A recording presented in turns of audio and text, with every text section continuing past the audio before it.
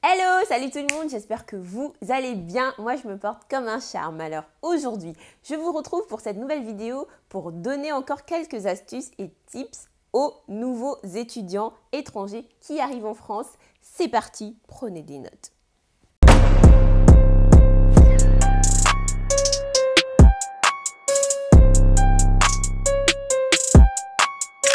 Alors aujourd'hui, je voudrais juste donner une suite à la précédente vidéo sur les étudiants étrangers. Je me suis rendu compte que j'ai oublié pas mal de paramètres importants à donner, des clés à donner à tous les nouveaux, à tous les jeunes qui arrivent en France un peu perdus, un peu dépassés. Donc prenez des notes parce que ça va vous être utile. Alors numéro 1, je vais vous conseiller de prioriser les études en alternance. Alors, l'alternance ne sera peut-être pas possible pour vous en tant qu'étudiant étranger la première année, mais je crois qu'à partir de la deuxième, de la troisième, vous avez l'occasion de faire vos études en alternance. Donc, ne vous privez pas, parce que l'alternance vous permet de faire absolument la même chose à l'école et au travail. Ce que je veux dire, c'est que tu vas à l'école, tu apprends la gestion de projet, et une partie en entreprise, tu fais de la gestion de projet. Ça t'évite d'être dispersé. Voilà, tu n'as pas un travail qui ne correspond pas à tes études. Donc, si tu es, par exemple, en licence de communication pendant une semaine, l'autre semaine, tu es dans une entreprise à travailler en tant que communicant. Donc, c'est tout bénef pour toi et tu as ton week-end pour toi. Tu peux te reposer, tu peux vraiment vivre au mieux ta vie étudiante. En plus, en alternance, tu as un vrai salaire comme si tu travaillais. Voilà, ça va dépendre de ton âge, mais en tout cas, tu as un revenu assez conséquent. Et si tu es boursier, c'est encore tout bénef. Voilà, tu vas aller de gloire en gloire, de salaire en salaire, de revenu en revenu, avec money, money, money. En tout cas, tu vas nager dans l'argent. Non, j'en fais un peu trop, mais c'est un peu ça. Quand tu es en alternance, tu es payé, voilà, tu es vraiment comme un salarié et c'est tout bénef pour toi.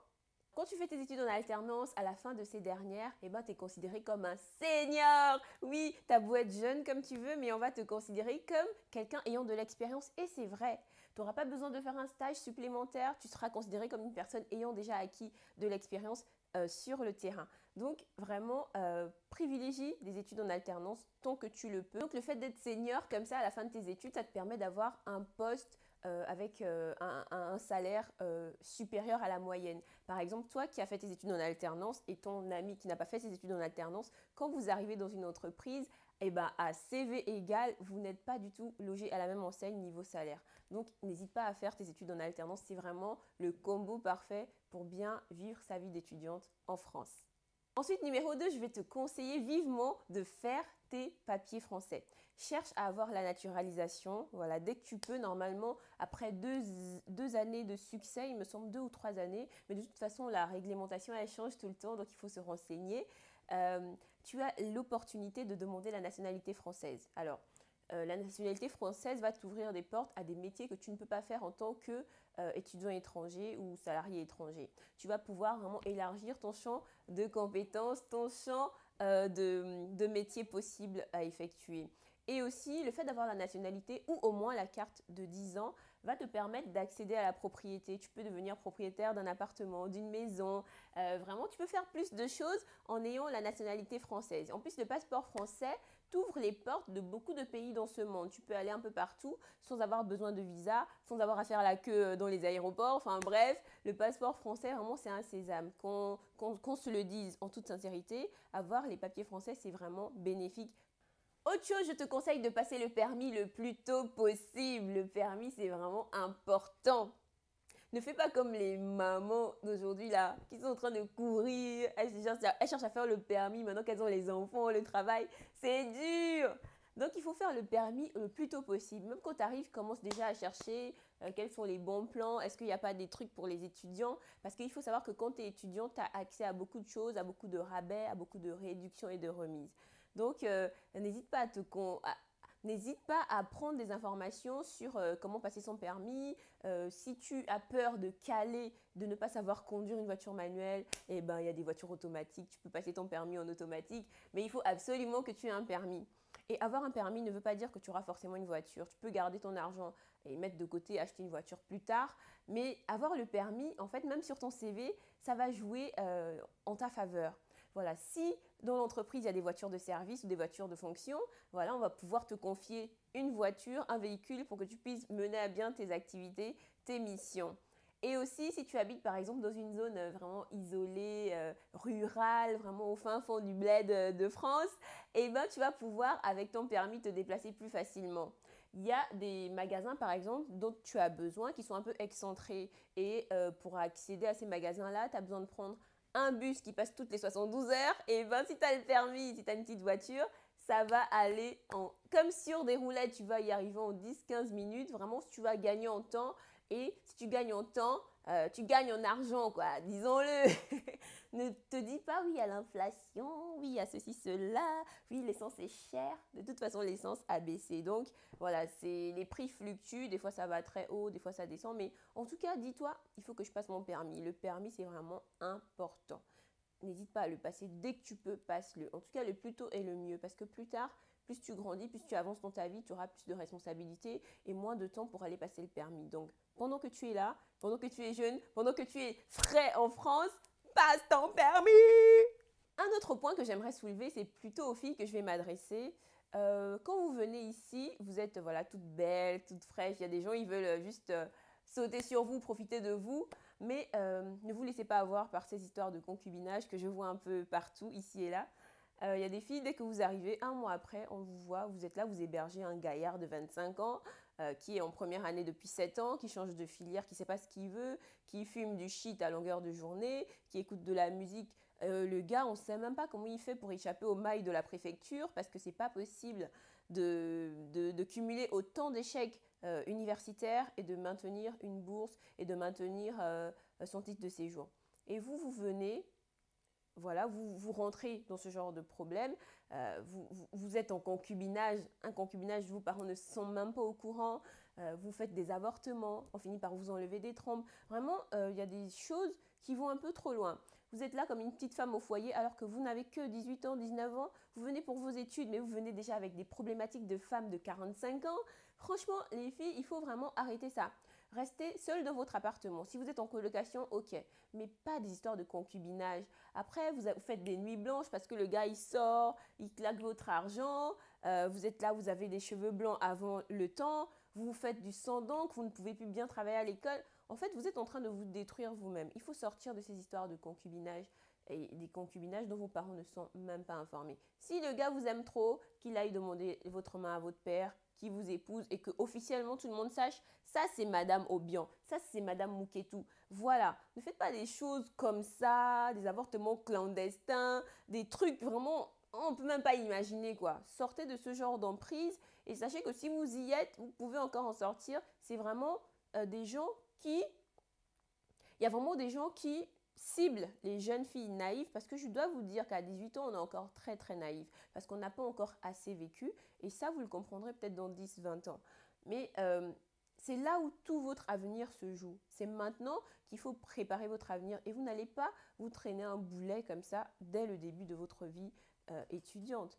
Et surtout, vous êtes là pour les études, faites vos études. Oubliez les histoires de oui, je vais vivre en concubinage, je vais être femme au foyer. Maintenant, si vous voulez vous marier, mariez-vous. Mais arrêtez les histoires bizarres comme ça, où vous prenez en charge le gars, il va encore vous tromper, vous mentez aux parents, papa, je n'ai plus l'argent. Ton père t'envoie l'argent d'urgence, c'est toi, tu prends l'argent là, tu donnes ça au gars là pour qu'il aille s'acheter du shit. Non, il faut vraiment vous réveiller les filles. Tu n'as pas besoin de ça, tu n'as pas besoin de ça. Donc moi, je vous dis les filles, stop au concubinage bizarre. Voilà, sortez de là, ok? Ce que je vous conseillerais également, c'est de vous intégrer. Intégrez-vous parce que c'est important de se faire des connaissances, voilà, des relations, d'avoir un bon carnet d'adresses. C'est vraiment important de s'entendre avec tout le monde. Même la Bible dit autant que possible, soyez en paix avec tous les hommes. C'est vraiment important. Voilà, il est important d'être en paix, d'avoir une bonne entente avec les gens. Donc, quand tu vas aller à l'école, essaie de parler avec tout le monde, d'être sympathique avec tout le monde. Dès qu'on t'invite à une fête, vas-y, voilà. On dit, il y a une soirée, on aimerait bien t'inviter. Accepte, vas-y, tu ne perds rien en y allant. Voilà, tu fais connaissance avec les autres. N'hésite pas à échanger avec les profs. Si à l'école, on dit qui veut être délégué de la classe, présente-toi. Même si après tu perds, ce n'est pas grave, mais sois volontaire. Tu tu peux faire connaissance avec tes camarades, tes amis, tes voisins de la résidence universitaire. Et j'insiste, reste en résidence universitaire. Tu comprendras pourquoi en allant regarder la vidéo. Je vais te mettre le lien.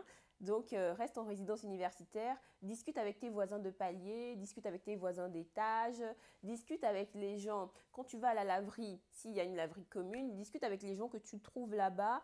Si vous faites des soirées dans la résidence étudiante, vas-y, voilà, vas-y. Ne reste pas dans ton coin, ne te dis pas non, les gens sont mauvais, moi je reste dans mon coin. Non, tout le monde n'est pas mauvais. C'est vrai, il y a des mauvais, mais là où il y a le mauvais, il y a aussi le bon. Et c'est à toi de faire un tri, de faire, voilà, de te faire ta propre idée, de choisir tes amis, mais en aucun cas ne reste seul. D'accord? Parce que seul, c'est compliqué en France et tu as besoin de contacts, de connaissances, de camarades et d'amis. Il ne faut pas hésiter vraiment à élargir ton cercle social et amical. Donc je disais, intègre-toi, mais ne t'intègre pas à tout prix. Je m'explique. Il y a des gens que tu vas rencontrer en France qui sont très racistes. Et ces gens-là, ils vont te dire, moi je n'aime pas les noirs, mais toi je t'aime bien. Qu'est-ce que je déteste quand on me dit ça. Déjà, on ne m'a jamais dit ça, mais rien que d'entendre ça de la bouche de certaines personnes, ça m'énerve. Et il y a des noirs, en fait, ils se disent, oh, elle m'aime bien, je me sens privilégiée. Non, il ne faut pas se sentir privilégié quand on te dit des choses comme ça. Il faut que ça te révolte. Si quelqu'un te dit ça, next, tu le mets à la poubelle, tu le mets aux oubliettes. Ce n'est pas une personne à fréquenter. Ce genre de personnes, non, on n'en veut pas dans nos vies. Même si on a besoin d'amis, on ne veut pas de ce genre d'amis. Ok? Donc voilà, les gens racistes, no way. Les gens qui méprisent les autres, no way aussi. Les gens qui se moquent des autres, tu n'en as pas besoin. Voilà, il faut faire vraiment attention. On ne s'intègre pas à tous les prix. Tu vois, en France, il y a souvent la pause cigarette. Donc toi, tu viens du Gabon. En général, les jeunes ne fument pas. Et toi, tu viens là, tu te dis, ah, il y a un groupe, ils sont tout le temps en train de fumer ensemble, je vais aller avec eux. Et puis toi aussi, tu vas commencer à fumer pour mieux t'intégrer. Non, non. Il y a des choses qu'il ne faut pas perdre. Il faut garder ta dignité, il faut garder tes valeurs. Donc, tu ne vas pas commencer à t'acheter des paquets de cigarettes à 10 € chaque semaine jusqu'à en devenir accro. Déjà, acheter un paquet de cigarettes, c'est de l'argent. Et faire ça juste pour t'intégrer, c'est pathétique. Ça montre que tu n'as pas de personnalité. Et il faut vraiment se dire, ok, je m'intègre, mais je ne m'intègre pas à tous les prix. Voilà, je n'accepte pas de perdre ma dignité. Je n'accepte pas de me rabaisser jusqu'à un certain niveau. Voilà, on fait des concessions, mais on ne fait pas des concessions honteuses. On ne fait pas des concessions qui touchent, qui entravent notre dignité. Donc voilà, intègre-toi, mais pas à tous les prix. Et pour finir cette vidéo, je vais vraiment t'encourager à rester toi-même. Voilà, ça va dans le même sens que ne pas s'intégrer à tous les prix, à tout prix. Donc, reste toi. Voilà, pour beaucoup, vous avez développé l'habitude au pays d'aller à l'église, voilà, d'être pieux. Et bien, continuez. Ici, ce n'est pas la porte ouverte à toutes les débauches. Ce n'est pas la porte ouverte à toutes les dérives. Il faut continuer à être vous, à continuer à avoir une relation avec Dieu parce que c'est quand même le plus important sur cette terre, c'est d'avoir une relation avec Dieu parce qu'on ne sait jamais. Vous savez, la France, ce n'est pas le paradis. Vous avez juste pris un avion, vous êtes quitté d'un point A, le Gabon, à un point B, la France. Et bien, Dieu, il est partout. Dieu, il est là quand même. Dieu, il nous voit quand même.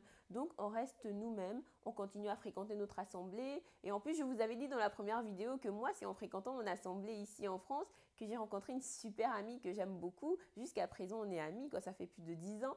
Donc, ne perdez pas vos valeurs, ne perdez pas ce en quoi vous avez cru, ne perdez pas ce qui vous a construit jusqu'ici, ce qui vous a fait jusqu'ici, demeurez qui vous étiez. C'est vrai, on essaie de s'améliorer, mais surtout, on ne va pas se transformer. Par exemple, si tu côtoies des gens qui te disent, voilà, j'aime pas les noirs et tout, tu vas pas aller frotter le Kwanzaa pour leur plaire, tu vois. Garde ta dignité, reste toi, reste tête haute, voilà, buste droit, tu restes droit dans tes bottes, ok? Voilà, c'est pas parce que tu es un étudiant étranger qui cherche à s'intégrer que tu vas aller faire tout et n'importe quoi, que tu vas accepter le bizutage, par exemple. Ça, par exemple, non. Il y a beaucoup de gens qui meurent à cause du bizutage. Toi, tu n'acceptes pas ça. Si quelqu'un veut te montrer, tu lui montres aussi. S'il faut se bagarrer, faites ça propre. Voilà. Non, je rigole, je dis non à la violence. Peace, peace and love.